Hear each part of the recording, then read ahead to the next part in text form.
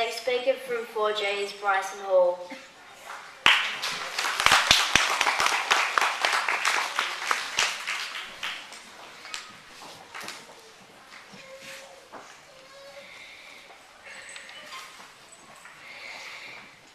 Good morning, Miss Shannon, teachers, students, and guests of Truscott Street.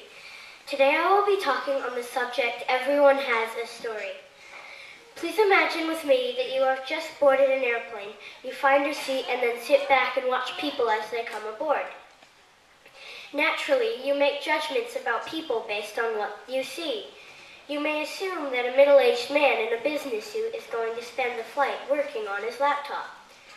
And perhaps the teenager with purple hair will be listening to their blasting iPod for the entire flight.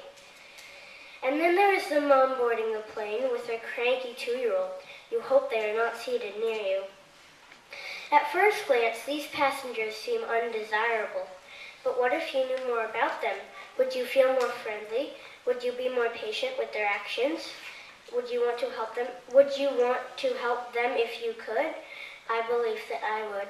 By knowing the circumstances of another person, our hearts can be softened towards them. Strangers no longer seem strange. I believe that people all over the world could get along better if they sought to understand another person's story. Let me share with you the story of my friend Ravi.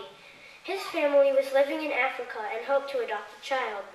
They were permitted to adopt a 2-year-old boy, but only Ravi's mom was allowed to retrieve the boy and take him on an airplane from Ethiopia to America, where the adoption would be finalized.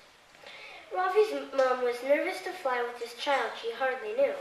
Passengers on the flight gave her questioning looks as she, blonde hair and pale skin, carried the black-skinned toddler on board the plane. The toddler began to fuss. He'd never been on an airplane. He'd never even worn clothes and shoes before this.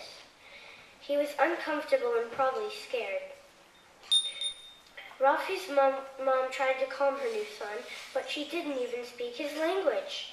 She could feel the eyes of the other passengers, watching her, judging her. No one offered a smile or attempted to speak to her. Do you think this experience would have been different if the passengers knew Gretel and Jared's story? I do. In conclusion, I know that we cannot go around with a sign on our chest explaining why we are grumpy or why we are walking with a limp. But we can look at others with a kinder glance. We can't know everyone's story, but it can be enough to know that they do have a story. Thank you for listening.